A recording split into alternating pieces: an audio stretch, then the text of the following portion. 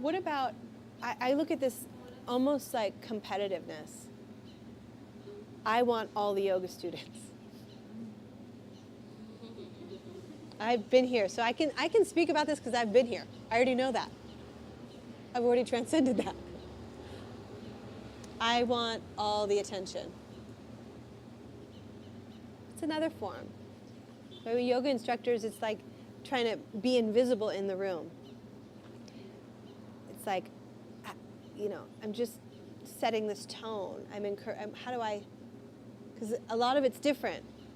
Yes, make a presence for yourself. Yes, be in charge of the room. But also allow the students to get into their own energy and their own practice so that you can see the magic happening. I think that sometimes it's easy for instructors to forget that they're there to serve. Yeah, beautiful. Like if you remember that you're there to serve, then you just come centered and let it just go through you. Yeah, I'm here to serve. It's beautiful. We used to say that, a lot of people think teaching yoga is a glamorous job, and it's not. It's actually really smelly. Sweats, stinks, You're there to serve. You're just like a server in a restaurant. Like, what's the difference? You're here to bring the food, the spiritual goods. And of yourself. I think that's the best service that we do, is to give of ourselves. Like, it's a lot of work to be authentic. It's good work, but it takes a lot of mula bandha. It's a lot of courage to teach yoga. Is anyone teaching already? I know you are.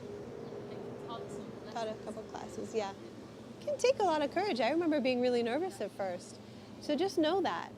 You might be a little nervous. I've taught different kinds of classes, and people understand when you're nervous. Like, People if feel you tell it. them, I'm sorry, I'm nervous, they're like, okay, it's fine.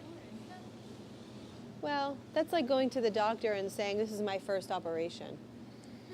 And it depends on the class. So. It does depend on the class, absolutely. With yoga, though, this is my first year of teaching. I'm still working out some of the kinks. Super excited to be here.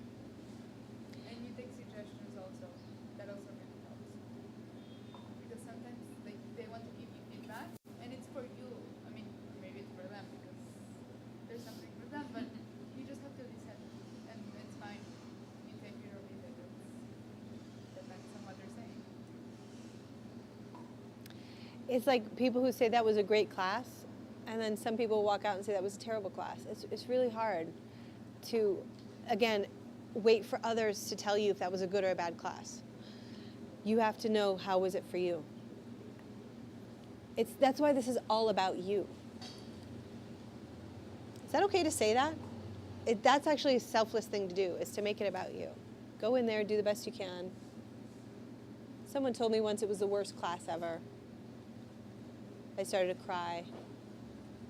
Not in front of her. No. And she said she wanted to write Larry Schultz a letter. So I gave her the paper. She wrote a letter. How bad this class was. Modified primary series. I'd just come home from Mexico the night before. I was a little bit tired. I was like, was I tired? Like, my mind, then I went all like cuckoo. And he said to me, well, was it a bad class? I said, it was modified primary. It was pretty standard. 4 people. It was fine. It's just, it wasn't excellent, but it wasn't terrible. It was just a class. I said, well, then that's her expression. Are you open to allowing her to have that experience of your class? Because it was her class too, and that's how she chose to have her class. So can you allow her to have that?